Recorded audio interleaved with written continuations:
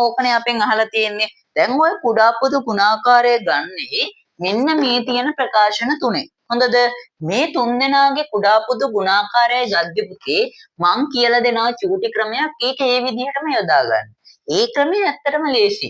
බලන්නකෝ මෙතන තුනක් තියෙනවානේ. තුනක් හෝ හතරක් හෝ පහක් හෝ කීයක් හෝ ඔයාලට આવොත් එහෙම එයාලව පුතේ එකපාරක් කොහොම පිළිවෙලට ලියා ගන්න. xy x 2යි x වර්ග y ඊළඟ කෙනා 4යි xy ඊළඟ කෙනා 5යි y වර්ග z 5යි y වර්ග z කොහොමනේ ඔය තුන් දෙනානේ ඔයාලට තියෙන්නේ දැන් පුතේ මේ තුනනේ දීලා තියෙන්නේ මේ තුන් දෙනාට ඊට පස්සේ අපි දැන් කරන්න යන්නේ මෙන්න මේ වැඩේ අපි මේගොල්ලන්ව පුළුවන් තරම් ಗುಣ කිරීම වලින් වෙන් කරගන්නවා මොකද්ද අපි කරන්නේ දැන් අපි මෙයාලගේ මේ තියෙන ප්‍රකාශන එකක් අල්ලගත්තාම එයාව පුළුවන් තරම් අපි ගුණ කිරීමෙන් වෙන් කරන්න පුළුවන් තරම් වෙන් කරනවා. පුතාලා මතක තියාගන්න ඕන පුතේ එකකින් ගුණ කරලා වෙන් කරා කියලා වැඩක් නෑනේ. එකකින් ගුණ වුණා කියලා සංඛ්‍යාවක් වෙනස් වෙන්නේ නෑනේ. ඒකෙන්ද එකකින් ගුණ කරගෙන යන්න එපා. පුතේ දෙක තියෙනවා ඊට පස්සේ x ගේ වර්ගයක් තියෙන්නේ. අපි කියවනේ ගුණ කිරීම ප්‍රමාණය වැඩි කරගන්නයි මේ හදන්නේ කියලා. ගුණ කිරීම ටික වැඩි කරගන්න නම් පුතේ x වරක් x කියලා දාපුවාම හොඳයිනේ ඊට පස්සේ y කියලා කෙනෙක් ඉන්නවා ඔන්න එයා y හරිද ඔහොමනේ දාන්නේ ඊට පස්සේ මෙයා ගන්නකො පුතේ 4 කියන කෙනා එකපාර 4 ගුණ කිරීම කියලා දානවට වඩා මෙහෙම දැම්මොත් අපි දන්නවා 4 කියන්නේ දෙවරක් දෙකනේ එහෙම දාන්න පුළුවන් අපිට දෙවරක් දෙක ඔන්න 4 කියන කෙනාව දැම්මා. පුතාලා හිතන්නකෝ 8 කියන කෙනා දාලා තිබ්බා කියලා. එහෙනම් දෙවරක් දෙකවරක් දෙක. ඒ කියන්නේ 8යි. ඔන්න ඔහොම අපි දා ගන්නවා. මේ 4ට දෙවරක් දෙකයි ඊට පස්සේ ಗುಣ කිරීම x ගේ එක බලයක් තියෙන්නේ ආ එහෙම්මම y ගේ කියනවා එක්කනයි ඉන්නේ යත් එහෙම්මම දැම්මා. ඊට පස්සේ පුතේ මේක අපිට කියලා තියෙනවා 5යි y වර්ග ඉසේ. මේක දානවා 5 ගුණ කිරීම y වරක් y වරක් ඉසේ. හරිද? කොහොම දාගන්නවා. දැන් පුතේ අපිට මේක දැන් මේ විදිහට වෙන් කරාට පස්සේ තව චූටි වැඩක් කරලා එකපාරම උත්තරේ ගන්නයි තියෙන්නේ. ඕම් බලන්නකෝ. මෙන්න මේකයි වැඩේ. දෙක තියෙනවා x ගේ දෙන්නක් ඉන්නවනේ.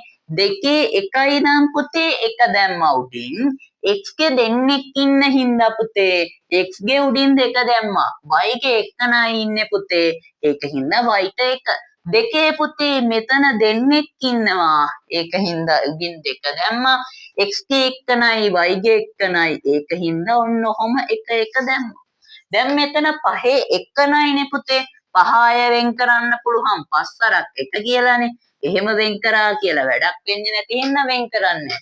y ගේ දෙන්නෙක් ඉන්නවා පුතේ. y ගේ දෙක ගුණ කරන්න ඕනේ පුතේ. z ගේ එකනයි. z ගේ එක. දැන් පුතේ අපි මේකේ ඊළඟට කරන්න ඕන දේ ඊටාම වැදගත්. මොකද්ද දන්නවද? අපි මේ කරගත්ත වෙන් කරගත්ත ටිකෙන් විෂම ජාතීය විශාලම බලයක්. ඒ කියන්නේ දෙක කියලා හිතන්නකෝ.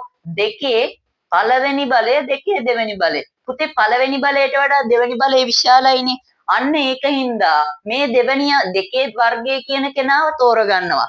ඒ වගේ විශාලම බලය සහිත ඒවා ටික තෝරගන්නවා. x වල නම් මේකේ වැඩිම තියෙන්නේ x ගේ වර්ගය. y වල නම් පුතේ මෙතන තියෙන y වර්ගය තමයි වැඩිම තියෙන්නේ. දෙකේ නම් පුතේ දෙකේ වර්ගය.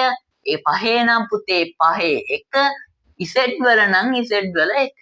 ඔය ටික තෝරලා ඉලක්කම් ටික එක ළඟට ඊට පස්සේ වීජීය පද ටික එකේ ළඟින්ම වෙනම ලියා ගන්නවා. මෙන්න මෙහෙම. දැන් අපි ඕකට දානවා පුතේ කුඩා පොදු ගුණාකාරය. ඒ කියන්නේ කුඩාම පොදු ගුණාකාරය. හරිද? එන්න ඔය කුඩා පොදු ගුණාකාරය නැත් අපි කූපෝග්ගු කියලා කියනවා. පළවෙනියට දෙකේ වර්ගයයි පුතේ ගුණ කිරීම පහේ පළවෙනි බලය x වල වර්ගය ගුණ z වල x y වල වර්ගය ගුණ කිරීම z වල පළවෙනි බලය. ඔය ටිකනේ තියෙන්නේ නේද? ඔය ටිකෙන් 4 කියන්නේ දෙකේ වර්ගයනේ. 4යි 5යි ගුණ වුණාම කීයද පුතේ 20යිනේ. ඕකත් අපි දාගත්තා 20යි කියලා. x වල වර්ගය y වල වර්ගය z වල පළවෙනි බලය. ඕක අපි මෙන්න මෙහෙම දාගන්නවා. ගුණ කිරීම අයින් කර හැකිනේ. පළවෙනි බලය කියන එක නා දාන්න අවශ්‍යම නැති හින්දා ඔහොම දැම්මා. දැන් පුතේ අපි මේ හොයලා තියෙන්නේ මේ අපිට දීලා තිබ්බ ප්‍රශ්නේ කුඩාම පොදු ගුණාකාරය. අපේ පස්වෙනි ප්‍රශ්නෙට එතකොට උත්තරය විදිහට එන්න ඕනේ කුඩා පොදු ගුණාකාරය කවුද? 20යි x වර්ගය y වර්ගය z කියන කෙනා. හරිද? එතකොට ඔය ටිකෙන් තමා මේ කියන පියවර වලින් අපිට කුඩා පොදු ගුණාකාරය ඉක්මනින්ම ගන්න පුළුවන්. හොඳද? මීටත් වඩා පුතේ තවත් ඉක්මනටම කුඩා පොදු ගුණාකාරය ගන්න කෙටි ක්‍රමයක් තියෙනවා. හරිද? මේ කෙටි ක්‍රමය හැමෝටම තේරෙන්නේ නැහැ. හැබැයි තේරෙන කෙනෙක් ඉන්නා නම් ඒ කෙනාට මේක මාර ලේසි. පුතේ මේ කියන ඉලක්කම් ටික බලන්නකෝ. හරිද? දැන් මේ ටික මම ලියා ගන්නකො මෙහි 2යි x වර්ගය y 4යි x y 5යි y වර්ගය z. ඔය ටිකනේ. පුතේ මේකේ බලන්න දෙක කියන කෙනා අය වෙන් කරන්න ආකාරයක් තියනවාද? එක් වරක් දෙකනේ.